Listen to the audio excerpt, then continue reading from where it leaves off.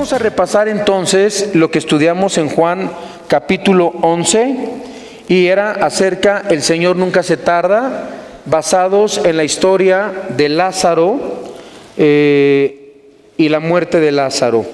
Voy a repasar lo que estudiamos para retomar lo que es parte de esta historia.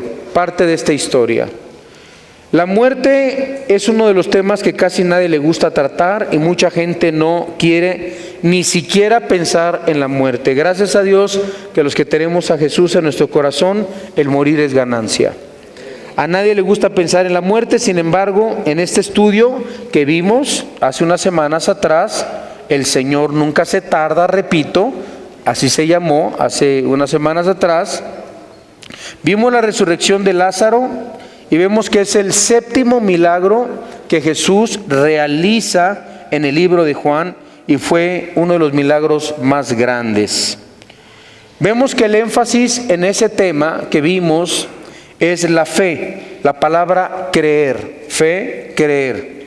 Y esta aparece no menos de 8 veces en el capítulo 11 de San Juan, lo cual nos demuestra lo que Cristo anhelaba principalmente, que era fortalecer la fe de los discípulos.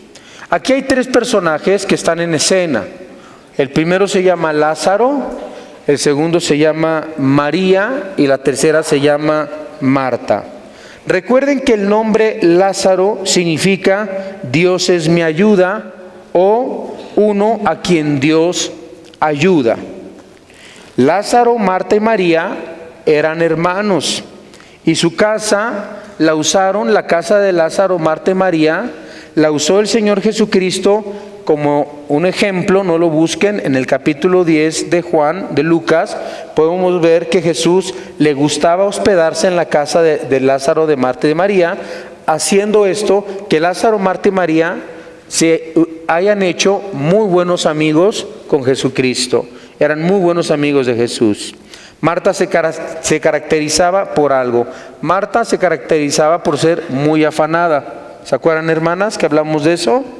Y María le gustaba siempre estar escuchando y beberse y adorar las palabras del Señor Jesucristo. También otra vez, cuando volvió a su casa, dice la palabra de Dios que le ungió sus pies con perfume y le enjugó sus pies con sus cabellos y se los lavó.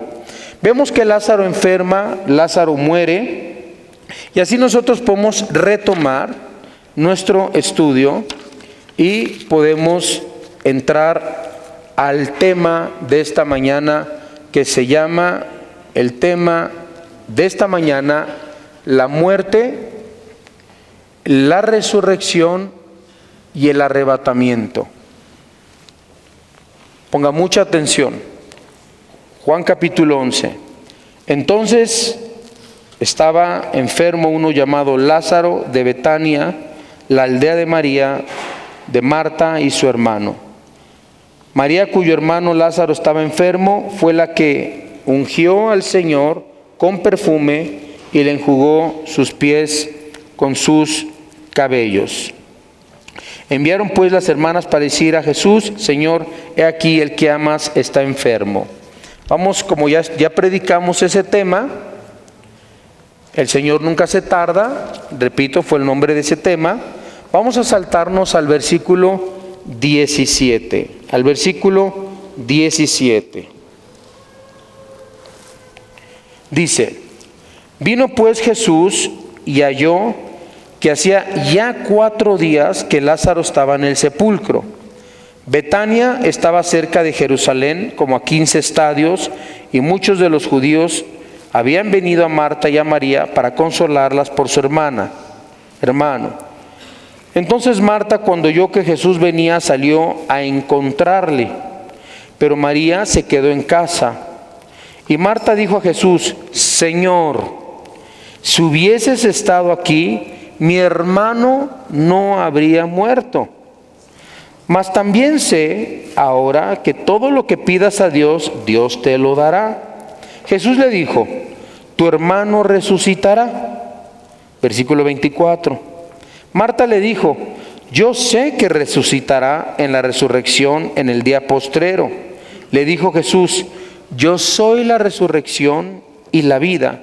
El que cree en mí, aunque esté muerto, vivirá. Y todo aquel que vive y cree en mí, no morirá eternamente. ¿Crees esto? Le dijo: sí, Señor, yo he creído que tú eres el Cristo, el Hijo de Dios viviente, que ha venido a este mundo. Bueno, hagamos una oración. Dios, te damos gracias por estar ante tu palabra y poder aprender a través de ella. Te pido que nos hables a través del poder de tu Santo Espíritu, nos guíes, nos fortalezcas y guardes nuestros corazones irreprensibles. Señor, que podamos comprender la muerte, la resurrección y el arrebatamiento. Un tema delicado, un tema controvertido, pero pedimos, Señor, que tu Espíritu nos guíe a la verdad, porque te lo pedimos en Cristo Jesús. Amén. Bueno, entonces vamos a empezar a estudiar la muerte, la resurrección y el arrebatamiento, o el rapto de la iglesia. Vamos a ver, a Jesús vimos en el mensaje que le recomendé que escucharan. A Jesús le preocupaba no solo la fe de sus discípulos, sino también al Señor Jesucristo le preocupaba la fe de Marta, de María, las hermanas de Lázaro. Cuando Jesús llega a Betania, donde se encontraba Lázaro, dice la Biblia, si vemos el versículo 17, que Lázaro llevaba ¿cuántos días muerto? 4 días muerto. 4 días muerto. Y aquí debemos recordar que Jesús ya había mandado, sabiendo que él estaba muerto, lo vemos en el anterior mensaje, que mandó a un mensajero, en el versículo 4, lo podemos ver del capítulo 11, y oyéndolo Jesús dijo: esta enfermedad no es para muerte, sino para la gloria de Dios, para que el Hijo de Dios sea glorificado por ella. Y así podemos decir de cualquier enfermedad, de cualquier prueba que estemos atravesando, nada de lo que nos pasa en esta vida es para muerte, hermanos, es para la gloria de Dios. Todo es para la gloria de nuestro amado Dios. Ahora, nosotros tenemos los eventos registrados también en Lucas. Dejen su dedo, siempre dejen su dedo, por favor, su dedo en el libro de San Juan, y vamos a ver en Lucas, en el capítulo 10, en el versículo 38 al versículo 42, que nos dice: y aconteció que yendo de camino, entró en una aldea, y una mujer llamada Marta le recibió en su casa. ¿Ya vieron cómo Jesús frecuentaba el hogar de Marta, de María y de Lázaro? Dice: y le recibió en su casa. Esta tenía una hermana que se llamaba María, la cual sentándose a los pies de Jesús oía su palabra. Pero Marta se preocupaba con muchos quehaceres. Y acercándose dijo: Señor, ¿no te da cuidado que mi hermana me deje servir sola? Dile pues que me ayude. Respondiendo Jesús le dijo: Marta, Marta, afanada y turbada con todas estas cosas, pero una sola cosa es necesaria, y María ha escogido la buena parte, la cual no le será quitada. Y aquí nos habla, y yo quizás le pude haber puesto este mensaje, Marta y María, dos tipos de cristianos. ¿Por qué hay 2 tipos de cristianos? Los que se afanan por el trabajo, los que se preocupan, los que siempre están pensando en cómo hacer dinero, y ahora cómo le voy a hacer para alimentar a mi familia, y siempre están afanados. Y hay unos que no les importa, sus estudios son intocables, no faltan los domingos, son como María, no faltan a sus discipulados. Son 2 clases de cristianos que hay en el mundo, o 2 clases de personas: los afanados, los turbados, y los que tienen hambre y sed del Señor. Marta era la activa, dice la Biblia, la trabajadora. María era la contemplativa, la que prefería sentarse a los pies de Jesús. Jesús no reprendió a Marta por ser trabajadora. No tiene nada de malo trabajar, sino porque le daba preferencia al trabajo en lugar de darle preferencia al Señor. Tengan mucho cuidado cuando en sus vidas comiencen a darle más preferencia al trabajo y a sus quehaceres y a sus celulares y a sus cosas, y no le den prioridad a la palabra de Dios. Hermanos en Cristo, cuando vengan los domingos a la iglesia, por favor apaguen su celular, póngalo en modo vibrador, a menos que estés esperando una llamada de emergencia, alguien se está muriendo, alguien está en el hospital, lo pones en vibrador. Cuando vengas aquí a sentarte, escucha la palabra de Dios, no cambies a Dios por nada. Bueno, observamos los contrastes. La Biblia nos dice que esta Marta, en el versículo 20, vamos al versículo 20, dice: pero no os regocijéis que los... vamos a Juan 11. Les dije que dejaran su dedo en Juan, por favor. Vamos a regresar a Juan 11, que nos dice en el versículo 20. Dice: entonces Marta, cuando oyó que Jesús venía, salió a encontrarle, pero María se quedó en casa. Vemos que Marta sale a encontrar a Jesús, María se queda ¿en dónde? En la casa. Ahora, vamos al versículo 21, que nos dice así: y Marta dijo a Jesús: Señor, si hubieses estado aquí, mi hermano no habría muerto. Fíjense lo que dijo: si hubieses estado aquí, mi hermano no habría muerto. Luego tenemos en el versículo 32 que nos dice, vean lo que dice el versículo 32, dice: María, cuando llegó a donde estaba Jesús, al verle, se postró a sus pies diciéndole: Señor, si hubieses estado aquí, no habría muerto mi hermano. Entonces Marta, cuando ve a Jesús, le dice: si no hubieses estado aquí. Pero María se postra a los pies de Jesucristo. Y aun cuando las dos pronunciaron las mismas palabras, escuche bien que la actitud de las dos fueron diferentes, porque Marta corre parada al Señor. Y así vienen muchos cristianos, vienen al Señor parados, pero no vienen al Señor postrados en una actitud de humildad y reverencia a nuestro Señor. Dice la Biblia que María cayó postrada ante los pies de nuestro Señor Jesucristo. Vemos nosotros, nos saltamos al versículo 22 del capítulo 11 del libro de Juan, que nos dice: mas también sé, y esta es la respuesta que le da Marta a Jesús, dice: mas también sé ahora que todo lo que pidas a Dios, Dios te lo dará. Versículo 23, vamos a leer hasta el versículo 26. Dice: Jesús le dijo: tu hermano resucitará.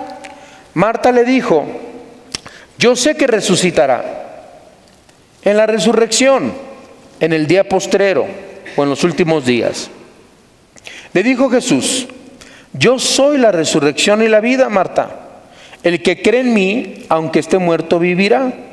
Y todo aquel que vive y cree en mí, no morirá eternamente. Le hace una pregunta: ¿crees esto? Le dijo: sí, Señor. Yo he creído que tú eres el Cristo, el Hijo de Dios que ha venido al mundo. Ahora, ¿qué aprendemos de estos versículos? Con esta declaración que hizo Marta, ella fue movida de una creencia abstracta acerca de una enseñanza específica de Cristo que le dice: yo soy la resurrección y la vida. Y que esta resurrección, dice Marta, yo sé que resucitará en el día postrero o en el último día. Vamos a compararlo con Juan capítulo 5 y dejemos nuestro dedo ahí en Juan 11. Vamos a Juan capítulo 5 y vamos a ver lo que nos quiere decir Dios en su palabra. Leemos en el versículo 28 y en el versículo 29. Juan 5, 28 y 29. Que dice: no os maravilléis de esto, porque vendrá hora cuando todos los que están en los sepulcros, escuche bien, todos los que están en los sepulcros, o sea, todos los que han muerto, todos los que están en las tumbas, dice, oirán su voz, y los que hicieron lo bueno saldrán a resurrección de vida, mas los que hicieron lo malo a resurrección de condenación. Aquí cuando dice los que hicieron lo bueno, no es los que se portaron bien, los que cruzaron a las viejitas en las esquinas para que no las atropellaran, las que ayudaron a un discapacitado, las que fueron al asilo de ancianos a regalarles galletitas a los viejitos. Aquí la Biblia se está refiriendo a los nacidos de nuevo, a los que están en Cristo, y esto lo vamos a comprobar un poco más adelante. La Biblia nos enseña lo siguiente: todos los que son cristianos, creyentes, nacidos de nuevo, y los que no son creyentes, todos los que no han nacido de nuevo, sea que no haya nacido de nuevo o sea que haya nacido de nuevo, la Biblia nos dice que literalmente todos vamos a resucitar física y espiritualmente. Los nacidos de nuevo resucitaremos para vida eterna. Los que hemos nacido de nuevo resucitaremos para vida eterna, y los otros resucitarán para condenación eterna. La Biblia nos dice que los no salvos serán resucitados para juicio. Acuérdense que los creyentes, los que hemos nacido de nuevo, Romanos 8:1, ninguna condenación hay para los que están en Cristo Jesús. Los condenados serán todos los que murieron, los que en esta tierra no nacieron de nuevo, no le entregaron su vida a Cristo, tendrán un día que será llamado el día del juicio, para recibir el castigo eterno, condenados a la separación eterna de Dios. Entonces la Biblia le llama a todos los que mueren sin Cristo, cuando vuelvan a resucitar, o sea, ahorita están en el infierno. Los que no han nacido de nuevo y se murieron están en el infierno. Pero dice la Biblia que vendrá un momento en que resucitarán con sus cuerpos, su alma y su espíritu se unirán a su cuerpo, resucitarán, dice la palabra de Dios, para ser juzgados. La Biblia le llama a esta doctrina la muerte segunda. ¿Cómo se llama? La muerte segunda. Porque ya se murieron una vez y se van a volver a morir por la eternidad. La palabra muerte no es dejar de existir, sino separación eterna del Creador. La muerte segunda la podemos encontrar en Apocalipsis, en el capítulo 20, en el versículo 6, que nos enseña lo siguiente. Dice: bienaventurado y santo el que tiene parte en la primera resurrección. En la primera resurrección, o sea, los que han muerto en Cristo. La segunda muerte no tiene potestad sobre de estos, sino que serán sacerdotes de Dios y de Cristo y reinarán con Él 1000 años. ¡Qué bendición! Yo no sé cuántos de ustedes han nacido de nuevo, pero es una promesa para los que han nacido de nuevo, a los que han recibido a Cristo, se han arrepentido de sus pecados, que resucitarán en Cristo y que vamos a vivir 1000 años con el Señor, y después de los 1000 años vamos a vivir la eternidad con el Señor. Vean lo que dice el versículo 14 del mismo capítulo 20, que dice: y la muerte y el Hades fueron lanzadas, o sea, el infierno fue lanzado a otro lugar que no existe ahorita, o no sé si exista, la Biblia no lo muestra, pero ahí estarán todos los pecadores, fueron lanzados al lago de fuego. Y esta es la muerte, ¿qué? La muerte segunda. Cuando entren al lago de fuego, no en el infierno, cuando sean sacados del infierno, sean enjuiciados por Dios y Dios les muestre sus pecados, van a ser arrojados al lago de fuego, que es la muerte segunda. Vamos a ver lo que dice el capítulo 21 de Apocalipsis en el versículo 8, que dice así: pero los cobardes e incrédulos, los abominables, los homicidas, los fornicarios, los hechiceros, los idólatras, también dice los mentirosos, tendrán su parte en el lago que arde con fuego y azufre, que es la muerte segunda, dice la Biblia. La muerte segunda. Entonces, estos versículos nos demuestran, y regresamos a Juan, estos versículos nos demuestran que también la deidad de Cristo, probando que Jesucristo es el único que tiene poder sobre la vida y sobre la muerte. En Juan capítulo 5, versículo 22 al 26 nos dice lo siguiente: porque el Padre a nadie juzga, sino que todo el juicio dio al Hijo, para que todos honren al Hijo como honran al Padre. El que no honra al Hijo, no honra al Padre que le envió. De cierto os digo, el que oye mi palabra y cree al que me envió, tiene, ¿qué tiene? Vida eterna. ¿Y no vendrá qué? Ahí está, hermanos. Los creyentes, los que creemos en Cristo, no vendremos a condenación, mas hemos pasado de muerte a vida. De cierto os digo, viene la hora, y ahora es cuando los muertos, ahí está otra vez, oirán la voz del Hijo de Dios, y los que la oyeren, ¿qué? Vivirán. Porque como el Padre tiene vida en sí mismo, así también ha dado al Hijo el tener vida en sí mismo. Entonces, Cristo tiene la autoridad de dar vida, y Cristo tiene la autoridad también de condenar y de no dar la vida. Así que vemos nosotros que solamente en Cristo podemos tener vida eterna. Tú puedes ser católico, puedes ser mormón, puedes ser testigo de Jehová en este momento, puedes ser cristiano, evangélico, protestante, morirte, irte al infierno. Porque el único que tiene la vida no es la religión, y la vida eterna no es la religión.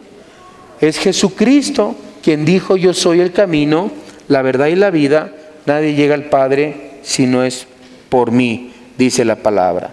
Vemos entonces que regresando al capítulo 11 del libro de San Juan, que nos dice en el versículo otra vez 22, mas también sé ahora, dice Marta, ¿no?, que todo lo que pidas a Dios, Dios te lo dará. Y Jesús le dijo: tu hijo, tu hermano resucitará. Yo me imagino aquí a Marta y a Jesús como que con una mezcla de: si hubieras estado aquí, ¿por qué no llegaste antes? Y así a veces estamos con Dios: Señor, ¿qué no me escuchas? ¿Qué no te importo? ¿Qué no te importa mi hermana? ¿Qué no te importa mi hijo? ¿Y por qué lo permitiste? ¿Y por qué esto? ¿Y por qué aquello? Y hay veces que los cristianos estamos entre un resentimiento y un enojo, y comienza como un debate teológico. Tu hermano resucitará. Yo sé que resucitará. He leído en Daniel y he leído en el Antiguo Testamento que los muertos resucitarán en el día postrero. Entonces ella confunde la resurrección con la futura, confunde la resurrección futura de los muertos, y es donde nosotros podemos encontrar en Juan 5, 28 al 29, regresamos unos capítulos atrás, Juan 5, 28 al 29, que nos dice así: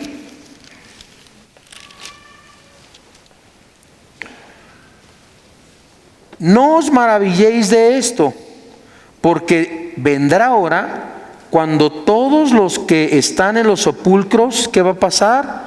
Oirán su voz, y los que hicieron lo bueno saldrán a resurrección de vida, a los que hicieron lo malo a resurrección de condenación. O sea, todos van a resucitar, unos para maldición y muerte eterna, y otros para bendición en la gloria del Señor, nos dice su palabra. Con este milagro, el Señor Jesucristo, si nosotros regresamos a Juan capítulo 11 otra vez, y siempre dejemos nuestro dedo en Juan capítulo 11, vemos nosotros que con el milagro que Jesús realizaría con su hermano, la respuesta de Jesús nos dice lo siguiente. Vean el versículo 25, vean lo que le contesta Jesús a María, a Marta. Le dijo Jesús, ¿qué le dijo? Yo soy. Deténganse ahí tantito. ¿Saben ustedes que esta declaración es la respuesta de Jesús? Es la quinta vez que Cristo dice en el libro de Juan, yo soy. ¿Se acuerdan cuando Moisés estaba en el monte Sinaí, cuando Dios le dio, antes de darle las tablas, que le dice, ve al faraón, suelta a mi pueblo, dile al faraón, deja ir a mi pueblo? Y Moisés dijo, yo no soy bueno para hablar, a mí qué me va a hacer caso, qué le digo, que de parte de quién voy o qué. Y le dice Dios a Moisés, dile al faraón que tu Dios es yo soy, el que soy. Ese Yahweh, el tetragramatrón, como se explica teológicamente, que no tenía consonantes, yo soy el que soy, yo soy el que siempre ha existido, yo soy Dios, yo soy el Dios, el Padre de Abraham, Isaac, de Jacob, soy el creador de los cielos, de la tierra, soy el único sabio, único Dios verdadero. Dile así, yo soy. Esa palabra yo soy, Yahweh, en el Antiguo Testamento es la misma que Cristo es Yeshua en el Nuevo Testamento. Escuche bien, Jehová del Antiguo Testamento es Jesús del Nuevo Testamento. Y dice Cristo, yo soy. Lo mismo que dijo Dios el Padre a Moisés, la misma palabra, yo soy, 5 veces, 5 veces. Anoten las 5 veces que Cristo dice, yo soy, demostrando que Cristo es Dios. Juan 6:35, solo anótenlo por favor. Juan 6:35, Juan 8:12, Juan 10:7 y 9 y capítulo 10, versículo 11 y versículo 14. Repito, Juan 6:35, Juan 8:12, Juan 10:7 y versículo 9 y Juan 10:11 y 14. 5 veces Cristo dice, yo soy, de sus declaraciones. Y aunque Él no niega la aseveración de Marta, la resurrección era una doctrina cardinal de los judíos. Sin embargo, Jesucristo agrega algo a lo que le dijo a María, diciéndole que Él es la resurrección y la vida. Marta, no te confundas, va a haber una resurrección, pero ¿sabes quién es la resurrección, Marta? Lo estás viendo. Yo soy el que soy, yo soy Dios, Cristo es Dios. Aleluya. Y por medio de sus enseñanzas, de sus milagros y de su propia resurrección de Jesucristo, Cristo enseñó y demostró la futura resurrección de los cuerpos humanos. Señoras, damas, caballeros, hermanas, hermanos, todos vamos a morir, para condenación o para vida eterna en el cielo, en la gloria de Dios, o vida eterna en la condenación, en el infierno y en el lago de fuego por la eternidad. Pero todos vamos a volver a resucitar. Todos. Yo no sé dónde vayas a amanecer tú, si allá abajo o si allá arriba con el Señor. Depende si Cristo es tu Señor y tu Salvador. Depende si has nacido de nuevo, si le has entregado tu corazón al Señor Jesucristo. Vemos nosotros entonces que Jesús también revela, vean lo que dice el versículo 26. El versículo 26 dice, todo aquel que vive y cree en mí, ¿qué dice? No morirá eternamente. Dice Cristo, todo aquel que vive y cree en mí no morirá eternamente. Le hace una pregunta, le dice, ¿crees esto? Yo les quiero preguntar, ¿creen ustedes esto? ¿Creen ustedes que si creen en Cristo no morirán eternamente? ¿Lo creen de corazón? Es la pregunta que te hace Dios en esta mañana. Jesús también revela que habrá creyentes y nos habla de otros creyentes, otro tipo de creyentes que nunca morirán físicamente. ¿Saben que hay otros creyentes que nunca van a morir físicamente? Por ejemplo, si vamos a hablar del rapto. Sé que les gusta ese tema. A mí me encanta ese tema. Vamos a hablar del arrebatamiento de la iglesia. Porque puede ser que nosotros no muramos. Si el rapto nos agarra mañana, ya no morimos. Nos fuimos con el Señor en las nubes. Espero que todos se vayan.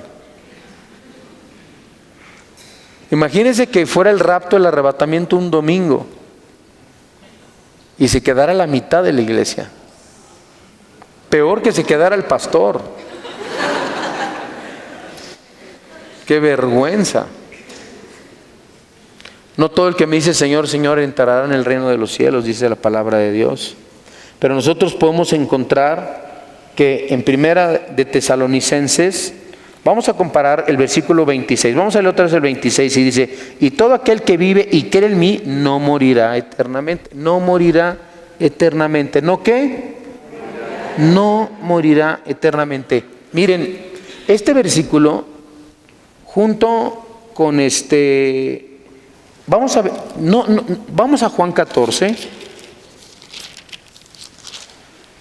Porque este versículo, que muchos no morirán eternamente, está prometido en Juan 14 del 1 al 3, que dice: no se turbe vuestro corazón, creéis en Dios, creed también en mí.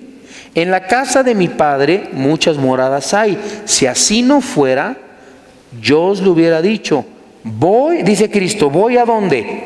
Voy al cielo a preparar un lugar para vosotros. Y si me fuere, yo os prepararé lugar. Vendré, ¿qué dice?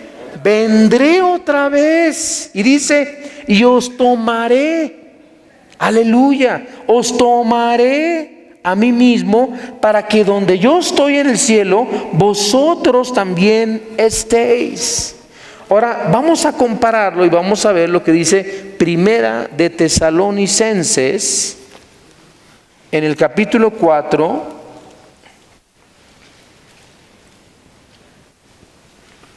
Vemos que ¿dónde está Cristo ahorita? ¿Y qué está haciendo en el cielo? Sentado a la diestra de Dios, preparando un lugar para nosotros, intercediendo por nosotros. Eso también lo enseña, anótelo, en 1 Tesalonicenses 1:10. Si quieres ponlo en las pantallas. Y podemos ver que el Señor está en el trono, a la diestra de Dios. Nos dice la Biblia en 1 Tesalonicenses 4, 16 y 17. Dice: porque el Señor mismo, otra vez se oye ¿con qué? Ya van 2 veces que vimos que se va a oír una voz. Dice: con voz de mando, con voz de arcángel y con trompeta de Dios, descenderá del cielo. ¿No dice en Juan 14, vendré otra vez? Dice, descenderá del cielo. Luego dice, descenderá del cielo, y los muertos en Cristo resucitarán primero. O sea, hay unos que van a resucitar primero. Obviamente los muertos, los vivos no tienen que resucitar. Pero nosotros encontramos varias cosas en este versículo, en el 16 y 17, y quiero llamar su atención que estemos unos minutos dedicados al versículo 16 y 17. El Señor mismo con voz de mando, con voz de arcángel. Me llama la atención que dice con voz de arcángel. En la Biblia nos habla de que hay rangos de ángeles. La Biblia nos habla de que hay ángeles, hay querubines, hay serafines, hay distintos rangos dentro del rango de Dios en la creación de los ángeles. Ahora, poco se habla en la Biblia de los arcángeles y de la organización de los arcángeles. Por ejemplo, en Judas 9, dejen su dedo en Tesalonicenses, en Judas 9, Judas es antes de Apocalipsis, se nos habla de un arcángel. Vamos a ver de qué arcángel nos está hablando la palabra de Dios. No creo que sea el único arcángel, pero y él forma parte dentro del rango de los arcángeles en el cielo. No hay capítulo, no me digan, ¿qué capítulo? Para el que me diga eso es que no tiene ni idea, ni ha leído jamás la Biblia, y saben que Judas no tiene ningún capítulo, es un solo capítulo. Judas 9 dice, porque unos andan buscando el capítulo 9, imagínense nada más. Dice, pero cuando el arcángel Miguel contendía con el diablo, disputando con él por el cuerpo de Moisés, no se atrevió a proferir juicio de maldición contra él, sino que dijo, el Señor te reprenda. Aquí estamos hablando de un arcángel que se llama Miguel, que contendía con el diablo, disputando por el cuerpo de Moisés. Al parecer, nadie sabe dónde murió Moisés. Parece ser que Satanás quería robarse el cuerpo de Moisés para que lo convirtieran en un ídolo, en algo en que idolatrar el cuerpo de Israel. Y el arcángel Miguel estaba cuidando el cuerpo, peleó, disputó contra el mismo diablo y dijo, de aquí no te lo llevas, y no te lo llevas, y no te lo llevas, y no te lo llevas. Yo estoy guardando el cuerpo de Moisés. Así que Miguel era un arcángel y la Biblia nos habla de estos rangos celestiales. El arcángel aquí mencionado, dice la Biblia, regresamos a 1 Tesalonicenses, dice, porque el Señor mismo con voz de mando, con voz de arcángel. El arcángel puede ser quizá Miguel, pudiera ser Miguel, y esta es la voz que se escucha, porque dice, fíjense cómo dice el versículo, porque el Señor mismo con voz de mando. Encontré un versículo en el Antiguo Testamento donde nos habla, por ejemplo, de esta quizás voz que se escuchó en el pueblo de Israel. Dejemos nuestro dedo en Tesalonicenses, vayamos a Daniel, por favor. Y leamos en el capítulo 12, del versículo 1 al versículo 3, que nos dice, y en aquel tiempo se levantará ¿quién? Ahí está otra vez Miguel, fíjese. Y en aquel tiempo se levantará Miguel, el gran príncipe que está de parte de los hijos de tu pueblo, y será tiempo de angustia, cual nunca fue desde que hubo gente hasta entonces. Pero en aquel tiempo, fíjense, será libertado tu pueblo. Fíjense cómo aparece el arcángel Miguel como un instrumento de Dios para liberar al pueblo de Dios. Dice, todos los que se hallen escritos en el libro, y muchos de los que duermen en el polvo de la tierra, ¿qué? Serán despertados. Unos, ahí está otra vez, unos para vida eterna y otros para vergüenza y confusión perpetua.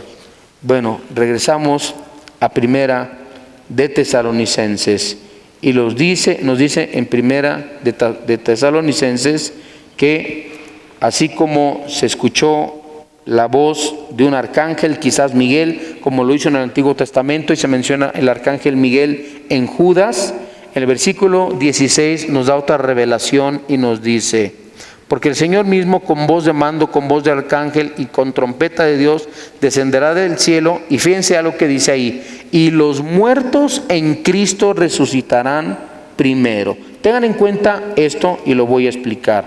O sea, fíjense que dice, los muertos en Cristo resucitarán primero. ¿Qué estaba pasando? Si tú lees el versículo 13, fíjense, Pablo está hablando del rapto, del arrebatamiento de la iglesia, y todos, o sea, ellos sentían que ya no ellos en esa época sentían que ya no tardaba el rapto, ellos estaban esperando el rapto, el arrebatamiento de la iglesia, pero unos decían, ay, mi abuelita que se murió, y la que se murió en el Coliseo romano, perseguida por los romanos por ser cristiana, ¿qué va a pasar con todos ellos, Pablito? Y les dice Pablo, versículo 13, tampoco queremos, hermanos, 1 Tesalonicenses 4:13, tampoco queremos, hermanos, que ignoréis acerca de los que duermen, de los que han muerto,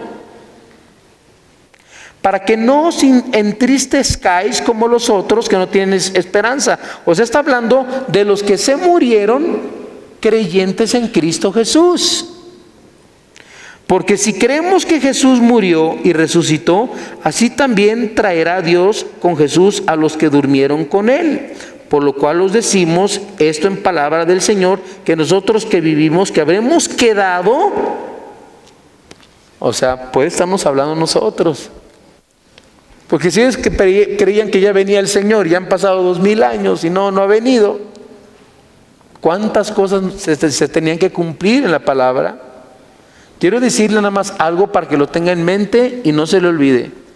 El próximo acontecimiento profético en la Biblia es el arrebatamiento de la iglesia. Y siento en mi corazón que pronto nos vamos con el Señor. Yo sí me voy, no sé usted, hermano, hermana, hermano decía un hermano, pero de Frankenstein. Yo no sé, hermano, de quién sea, pero espero que usted se vaya. Dice la Biblia, dice, nosotros que vivimos, que habremos quedado hasta la venida del Señor, no precederemos a los que durmieron. Entonces regresamos al versículo 16 que dice que los muertos en Cristo resucitarán primero. Entonces Pablo les está diciendo, no se pongan tristes, no se agüiten, brothers. Los que murieron en Cristo van a ser los primeros en ser levantados, escucharán la voz y van a ser los primeros que van a participar. Luego la Biblia nos dice, y menciona otra palabra, y dice, y con trompeta de Dios. ¿Ya lo vio? Y con trompeta de Dios. Bueno, es interesante estudiar las trompetas, si no me da tiempo de explicar las trompetas, pero yo estoy convencido que esas no se están refiriendo a las trompetas de juicio que se mencionan en el capítulo del 8 al 11 de Apocalipsis, que nos habla de las trompetas en la tribulación, en la gran tribulación. Entonces, dice la Biblia que se escucha una trompeta con trompeta de Dios, y esta trompeta no pertenece, repito, al juicio de Dios. Vamos a leer, por ejemplo, vamos a leer acerca de un poquito de trompetas. Vamos a Éxodo 19, Éxodo 19. En Éxodo 19 nosotros tenemos una ilustración de la trompeta. Se le llama sonido de bocina. La Biblia de las Américas nos dicen un fuerte sonido de trompeta. En Éxodo capítulo 19, versículo 16 nos dice así: aconteció que al tercer día, cuando vino la mañana, vinieron truenos y relámpagos y espesa nube sobre el monte. ¿Qué monte? El monte Sinaí. Y dice, y se estremeció todo el pueblo que estaba en el campamento. Y Moisés sacó del campamento al pueblo para recibir a Dios, y todos se detuvieron al pie del monte. Todo el monte Sinaí humeaba, porque Jehová había descendido sobre él en fuego, y el humo subía como el humo de un horno, y todo el monte se estremecía en gran manera.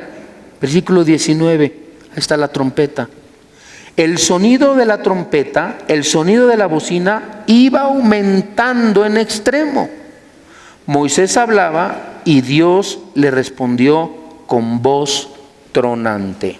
Bueno, vemos nosotros este ejemplo y regresamos a Primera de Tesalonicenses. Por favor, no me pierda el hilo, no se me pierda. ¿Siguen conmigo aquí en el tema del arrebatamiento, hermanos? ¿Sí o no?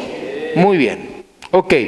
Entonces vemos que los muertos en Cristo resucitan primero. Se oye la voz, se oye un arcángel con voz de arcángel, trompetas de Dios.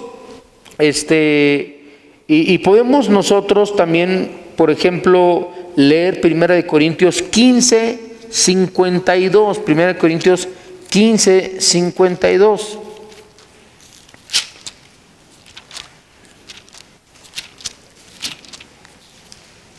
¿Qué nos dice? Dice, y en un momento, en un abrir y cerrar de ojos, a la final, ¿qué? Trompeta, porque se tocará la trompeta y los muertos serán resucitados otra vez. incorruptibles, y nosotros seremos transformados. Entonces, no es necesariamente en la interpretación que veo en la palabra de Dios las mismas trompetas de Apocalipsis del 8 al 11. Es un fuerte sonido de trompeta haciendo, como lo vemos en el Antiguo Testamento, un llamado al pueblo para salir del campo y encontrarse con su Dios. Cuando suena esta trompeta, es una trompeta especial, nosotros saldremos y nos encontraremos con el Señor en el arrebatamiento. Vamos a desaparecer de donde quiera que nosotros estemos. La palabra de Dios nos habla también de otras trompetas. Por ejemplo, en Sofonías 1:16 dice día de trompeta. En Zacarías 9:14 dice y el Señor tocará trompeta. Así que podemos nosotros ahora regresar a Primera de Tesalonicenses en el capítulo 4, en el versículo 17, y leer lo siguiente, que dice así: luego nosotros, ya pasamos la voz de mando, ya pasamos el arcángel, ya pasamos la trompeta, ya descenderá del cielo el Señor. ¿Y quiénes van a ser los primeros en resucitar? Los muertos en Cristo. Luego nosotros, los que hayamos quedado, digan yo, ¿seré qué? Seremos arrebatados. ¿A quién le gustaría que lo secuestraran? ¿Te gustaría que te secuestraran? El Señor nos va a secuestrar. A ese sí. Y no va a pedir rescate, porque Él ya pagó el rescate con su sangre preciosa.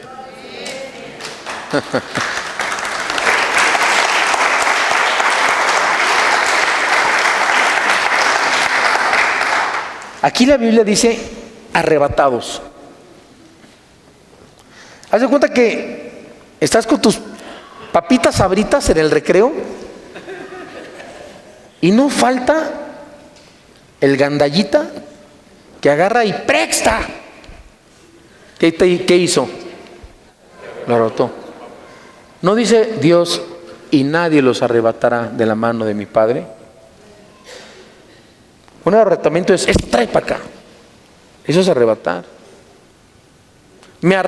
¿Qué dicen cuando te roban el celular? Me lo arrebataron.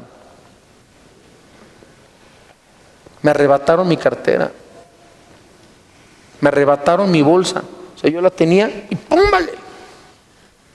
Así va a ser el arrebatamiento del Señor. Dice la palabra de Dios, seremos arrebatados. Después de que los muertos resuciten primero, los creyentes vivos seremos arrebatados. Dice la palabra de Dios. Dice en Juan 10:28, dice, yo les doy vida eterna y no perecerán jamás, ni nadie las arrebatará de mi mano. En Hechos 8:39, cuando subieron del agua, escuche bien este pasaje.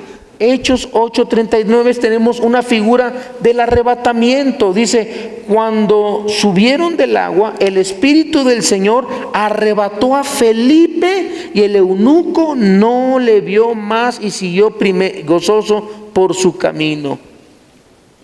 En 1 Corintios 15:51 nos dice, he aquí os digo un misterio. Dice, no todos dormiremos, pero todos seremos transformados en un momento. ¿En qué? En un abrir y cerrar de ojos a la final trompeta, porque se tocará la trompeta y los muertos resucitados incorruptibles, y nosotros, dice la Biblia, seremos transformados. Estoy convencido, anote esto, que los versículos que acabo de leer, Juan 10:28, Juan 8:39 y 1 Corintios 15:51, son de las bases más fuertes de que va a haber un arrebatamiento a la iglesia. Ahora la pregunta es, ¿cuándo va a ser el rapto? ¿Cuántos quieren saber cuándo va a ser el rapto? No, si les digo que es en 3 meses, van a decir, 2 meses le doy vuelo a la hilacha, el último mes. va a suceder cuando menos nosotros lo esperemos. No se puede terminar, la Biblia dice que nadie sabe. No se puede terminar, ni los ángeles del cielo saben esto. Ahora, esto no es mi tema, pero no confundan el rapto, el arrebatamiento, con la segunda venida de Cristo. Cuando sea el arrebatamiento, nos vamos a encontrar con Cristo en las nubes. Y el Señor, ¡pum!, nos lleva a su presencia. Y luego viene un periodo que se llama la gran tribulación, la gran tribulación.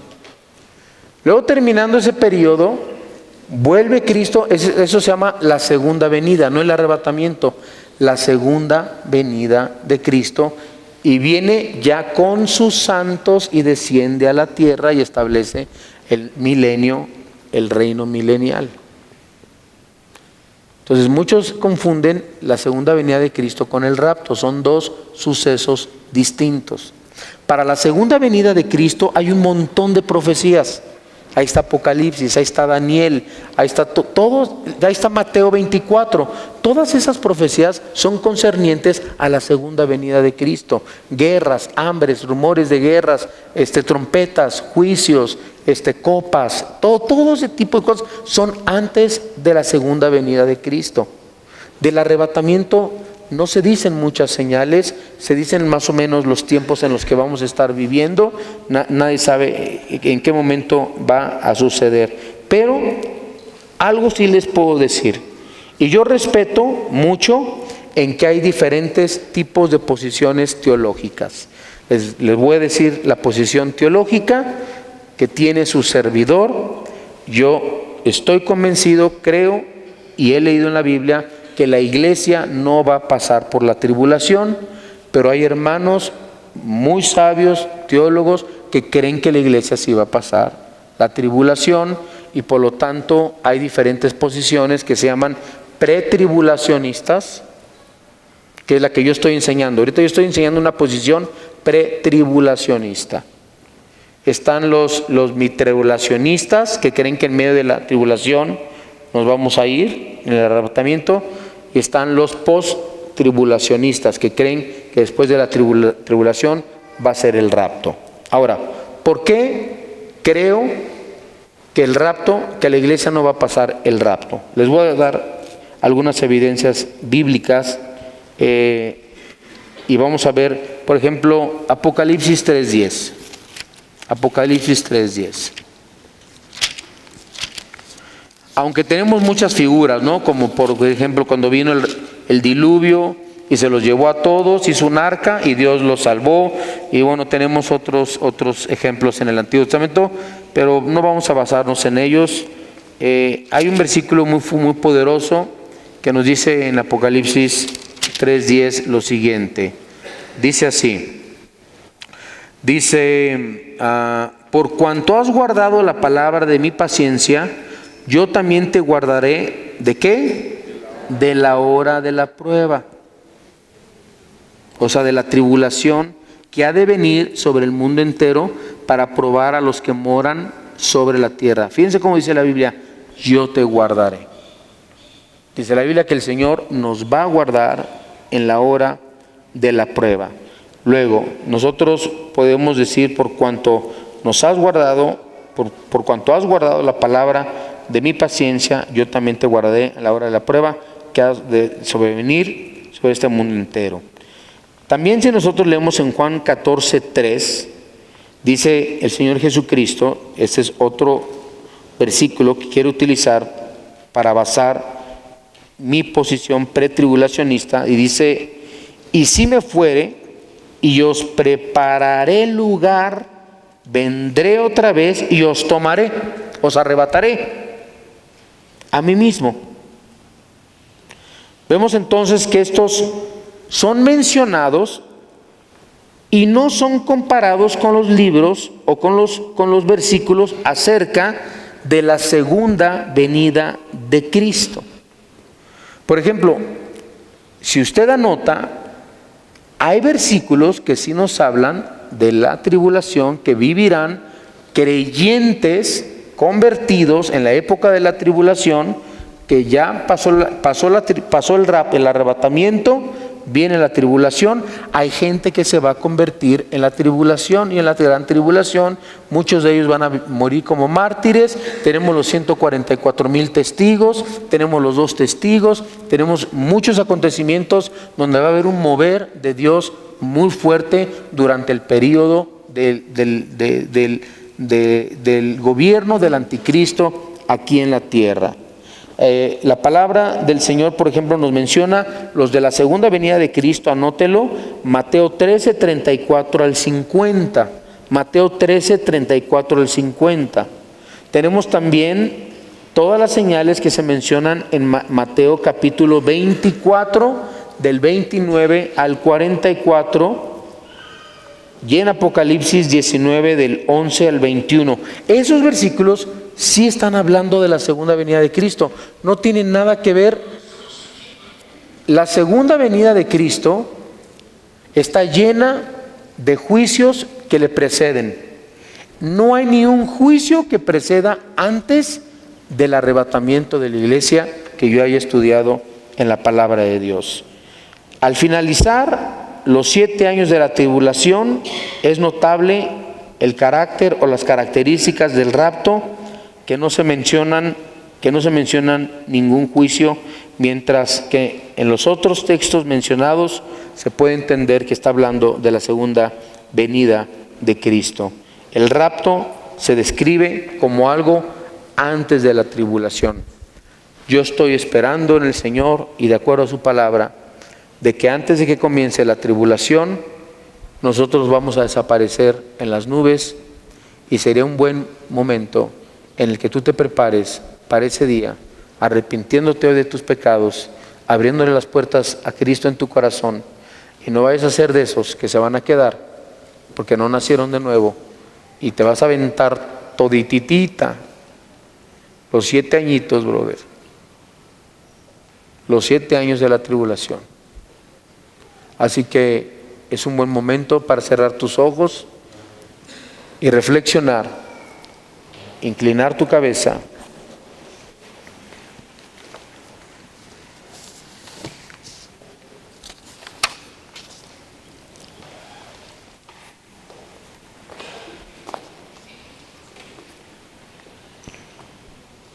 Y pedirle hoy a Dios que te perdone tus pecados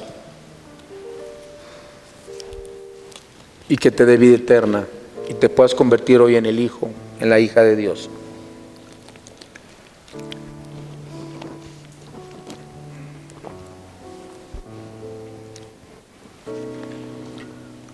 Ábrele tu corazón al Señor y pídele perdón por tus pecados en el lugar donde estás. Créele a Dios, cree en el Señor Jesucristo y serás salvo. Cree, solo tienes que creer. Cree con todo tu corazón que Dios levantó a Jesús de entre los muertos y serás salvo. No te invito a una nueva religión. Te quiero invitar en esta mañana a una persona, a Cristo Jesús. A que le entregues tu corazón a Jesús. Y te arrepientas y le digas: soy pecadora, soy pecador.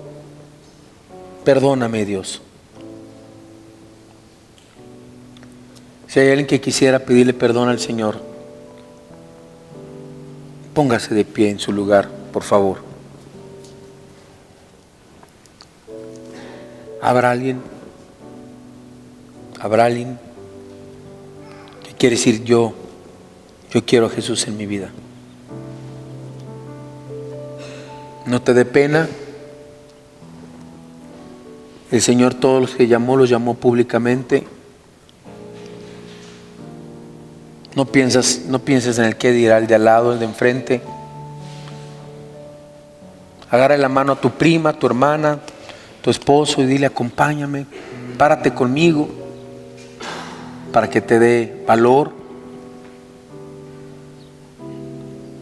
¿A cuántos de ustedes les gustaría recibir a Jesús? Ponte de pie en tu lugar y di: yo quiero a Jesús en mi vida. ¿Alguien quisiera?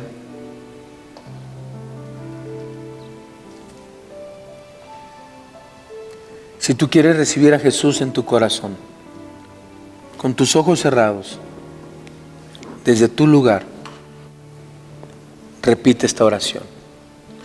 Dile: Dios, te pido perdón por mis pecados. Me arrepiento de mis pecados. Te abro las puertas de mi corazón. Te pido que entres en mi vida como mi único Señor y mi único Salvador. Te recibo. Te acepto, Señor Jesús, en mi corazón. Así, con sus ojos cerrados, si alguien hizo esta oración, ¿podría levantar su mano? Gracias. ¿Alguien más? ¿Alguien más hizo esta oración? Gracias. ¿Alguien más hizo esta oración? ¿Alguien recibió a Jesús? ¿Alguien más levantó la mano? ¿Quiere levantar la mano y decir: yo quiero a Jesús? ¿Alguien más? Dios los guarde, queridos hermanos. Reciban la bendición de nuestro Padre Celestial, cada uno de ustedes, de nuestro Dios Padre, Dios Hijo, Dios Espíritu Santo. Que la gracia, la misericordia, las bendiciones y las promesas de nuestro Dios las reciban en este momento para su esposa, sus hijos, su familia, su trabajo.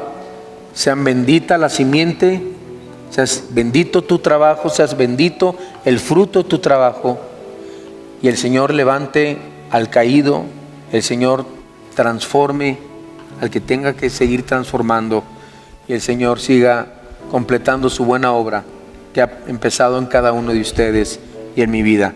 Que la paz del Señor esté con ustedes. Dios los bendiga.